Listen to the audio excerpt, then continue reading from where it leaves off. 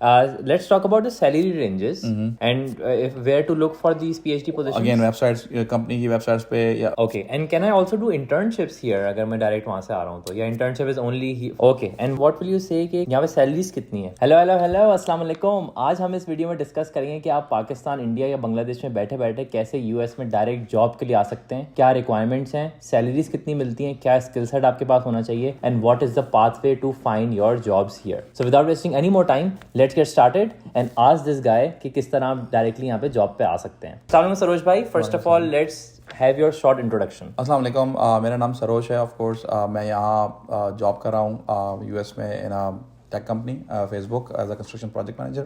Last 10 years से मैं यहाँ ग्रेजुएशन के बाद से जॉब कर रहा हूँ डिफरेंट फील्ड डिफरेंट कंपनीज में। That's pretty much it. और आपने बैचलर्स किस चीज़ में किया है? मैंने बैचलर्स किया है वहाँ से अर्बन इंजीनियरिंग में, और फिर यहाँ से मैंने मास्टर्स किया कंस्ट्रक्शन मैनेजमेंट में। लेट्स स्टार्ट कि अगर क्या मैं डायरेक्टली जॉब के लिए आ सकता हूँ उस रीजन से यहाँ पे, सबसे बड़ा सवाल तो ये है। प्रोबेबिलिटीज हैं कि आप आ सकते हो। इट्स कम, बहुत लेस प्रोबेबिलिटीज़ हैं, लेकिन आप आ सकते हो। आप कोशिश करो कि आप ऐसी कंपनीज ढूंढो और अपना स्किल सेट, अपना एक्सपीरियंस ऐसा बनाओ कि जिसमें आपको कंपनीज यहाँ डायरेक्ट हायर कर लें, लेकिन इतना आसान नहीं होता। ओके, और क्या स्किल सेट होना चाहिए मेरे पास फॉर एग्जांपल अगर मुझे यहाँ पे आना है? आप जिस भी फील्ड में जॉब कर रहे हो यूएस में, उसकी डिमांड कितनी है। ऑफ कोर्स अगर आप सॉफ्टवेयर में हो या आप सिविल में हो, मैकेनिकल में हो, इलेक्ट्रिकल में हो, फाइनेंस में हो, तो कौन सी कंपनीज यहाँ किस चीज़ पे काम कर रही हैं और आपका कितना एक्सपीरियंस है वो मैटर करता है। Okay, and what will you से कि यहाँ पे सैलरीज कितनी है? स्टार्टिंग एंट्री लेवल कह लो, या जो अगर 5 साल एक्सपीरियंस लेके आ रहा है तो he would probably get $80,000 to $100,000 USD depending upon हर स्टेज का यहाँ पर कॉस्ट ऑफ लिविंग डिफरेंस है। लेकिन इतने यूजुअली उसको मिल जाएंगे। अच्छा, अगर मैं डायरेक्ट जॉब के लिए आ रहा हूँ तो what is the process for that? कि क्या मेरे पास कोई वीज़ा होना चाहिए या मेरे पास क्या चीज़ होनी चाहिए सबसे पहले? व्हाट इज द राउट? वो डेफिनेटली डायरेक्ट H1B पर वो बंदा आएगा अगर वो डायरेक्ट जॉब पे आ रहा है यहाँ पर, और वो H1B उसको वर्क वीज़ा यहाँ पर कहते हैं, जो कि अप्लाई होता है लॉटरी के थ्रू, लेकिन वो पाकिस्तान से बैठ के कंपनी अप्लाई करेगी उसका। कुछ यूएस की कंपनी पाकिस्तान में जॉब कर रही है स्पेसिफिकली आईटी की फील्ड में, वो भी कर सकता है। तो या डायरेक्टली वो H1 पे आएगा। तो सबसे पहले मेरे पास एक जॉब वीज़ा होना ज़रूरी है। बिल्कुल। Once I have the job visa तो वो डॉक्यूमेंट मैं एम्बेसी लेके जाऊंगा और वो मेरा H1B अप्लाई करेंगे।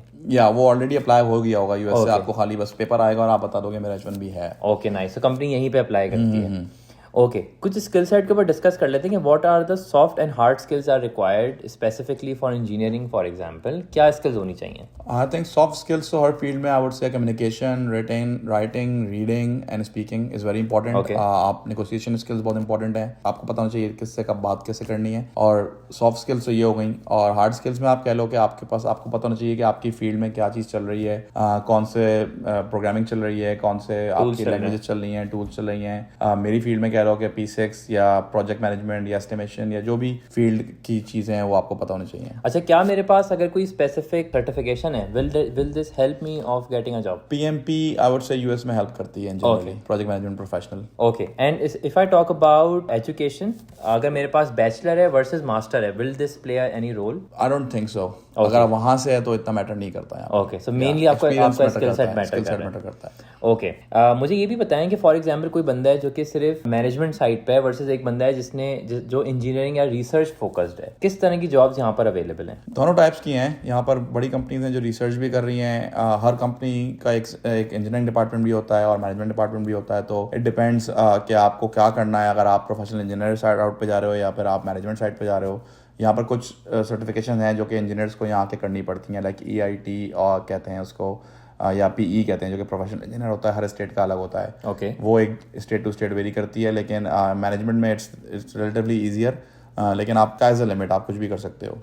Okay, and if I talk about, मुझे ये बताएं कि अगर मैं इंजीनियर हूँ, फॉर एग्जांपल इलेक्ट्रिकल इंजीनियर हूँ या मैं मैकेनिकल इंजीनियर हूँ, तो यहाँ पे किस तरह की जॉब्स हैं? मतलब क्या JD क्या है? डिपेंड करता है। इलेक्ट्रिकल मैकेनिकल में आपको इंजीनियरिंग साइड पे भी हैं जो कि डिज़ाइन करते हैं, ओके, और मैनेजमेंट साइड पे भी हैं जो कि मैनेज करते हैं प्रोजेक्ट्स को। तो जिस तरह फॉर एग्जांपल मैं डेटा सेंटर में हूँ तो हमारे पास डिज़ाइन इंजीनियर्स भी हैं जो कि हमारे डिज़ाइन करके हम लोग को सिस्टम्स दे रहे हैं, और फिर इलेक्ट्रिकल प्रोजेक्ट मैनेजर्स भी हैं जो उसको मैनेज कर रहे हैं और एग्जीक्यूट कर रहे हैं। ओके, तो डिफरेंट टाइप की फील्ड्स हैं और डिफरेंट टाइप की स्किल सेट उसमें चाहिए। So if I understand properly, वहाँ पर डिजाइन की फील्ड्स भी हैं जिसमें आपको डिजाइन करना है पूरा, फॉर एग्जांपल आपकी electric grid, power grid, whatever, and you also have to manage once that is design, so you have to manage the and you have to implementation. build it and exactly manage it. Okay, very nice. Now I will jump to the second chapter, which is about where to look for jobs अगर मुझे jobs ढूंढनी है तो। तो हर university का alumni भी होता है। LinkedIn is a very common tool that is used here.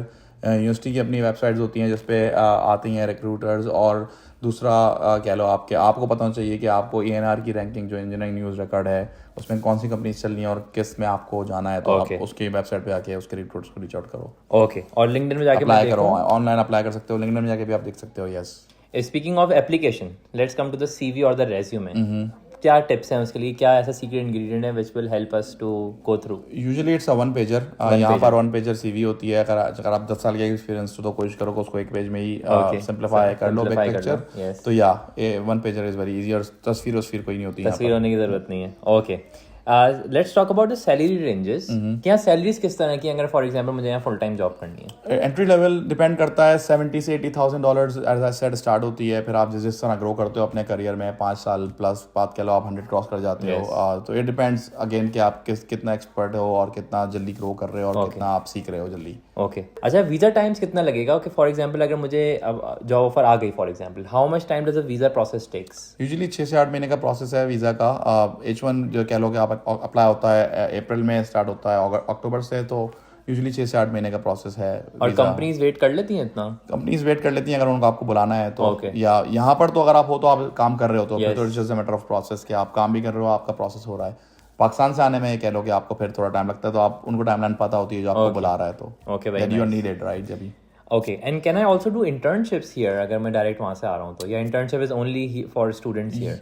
Usually internships is for students here, क्योंकि यहाँ आप मास्टर्स में या बैचलर्स में एनरोल होने चाहिए, तब आपको इंटर्नशिप मिलेगी। Okay, let's jump to the next chapter which is about कि अगर मैं एक ऐसा स्टूडेंट हूँ जो कि मैंने पढ़ाई की है, तो यहाँ पे किस तरह की जॉब्स हैं उसके लिए?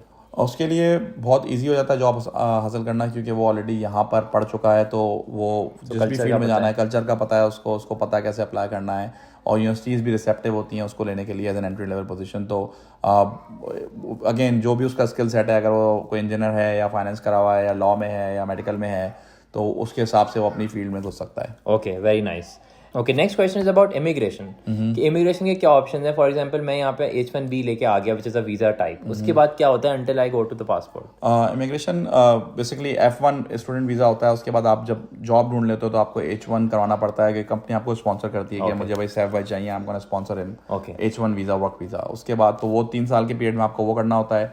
H1 आपको 3 साल का मिलता है, उस 3 साल के बीच में आप कंपनी को बोलते हो कि yes I want apply for my green card. Company आपके बिहाफ पे ग्रीन कार्ड करती है, एंड देन एक दफ़ा green card usually take 2.5 years, और उसके बाद फिर आपको 5 साल यहाँ रुकना होता है, फिर आपका पासपोर्ट हो जाता है। तो in general it's like a 5 to 8 years journey, depending upon how quickly you are finding the company, और किस्मत पे भी डिपेंड करता है, लेकिन usually it's that long. Next chapter is about PhD।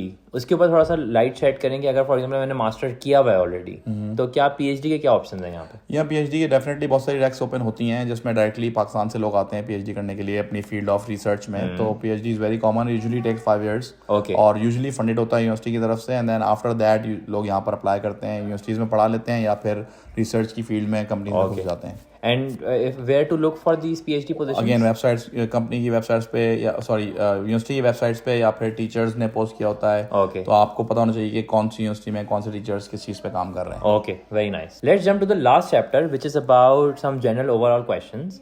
And Saroj भाई, please tell me some positives and negatives about the life here. I think the positives and negatives, positives of course ये है कि आपको long term आपकी quality of life बहुत अच्छी हो रही है, आपकी फैमिली को आप लॉन्ग टर्म बुला सकते हो, और अपने अपने यहाँ ग्रो कर सकते हो विद इन US। नेगेटिव्स ये हैं कि ऑफ कोर्स लाइफ बहुत फास्ट है यहाँ पर, थोड़ा सा कल्चरल शॉक है स्टार्ट में आपको लगता है, लेकिन आप एडजस्ट हो जाते हो। लेकिन again I will go down to the quality of life and what you want to do long term. बहुत अपॉर्चुनिटीज है। Okay, very nice. Last point, not exactly a question, but what would you advise to those people जो कि Pakistan, India, Bangladesh में बैठ के अभी आपकी video देख रहे हैं, engineers specifically, what will you tell them? What should they do? What should they not do at this point in time? I would tell them कि do not waste time. जो आपके पास टाइम है, अभी last semester है, second last semester जो भी है, उसमें आप अपनी GRE की आर्ट्स की तैयारी करो, because you in the flow, और ज़्यादा सा स्किल्स सीखो, कोशिश करो कि ज़्यादा से ज़्यादा स्किल्स आप सीख सको, एंड देन चाय के होटलों पर टाइम ज़ाया नहीं करो और कोशिश करो कि अपना गोल रखो कि किस गोल को अचीव करना है long term, and just follow the plan, and of course have the plan and then follow the plan. Cool. Thanks a lot, Saroj bhai, for your time. I hope you guys learned something from this video. If you have more questions, please write them. Also, don't forget to join our Facebook group and also our WhatsApp group if you have more questions, because there are more people like you जो कि बाहर पढ़ने आना चाह रहे हैं, बाहर काम करने आना चाह रहे हैं. तो those support groups really help you to be here. I hope you learned something from this. Here's Seth signing out, and I will see you in the next one.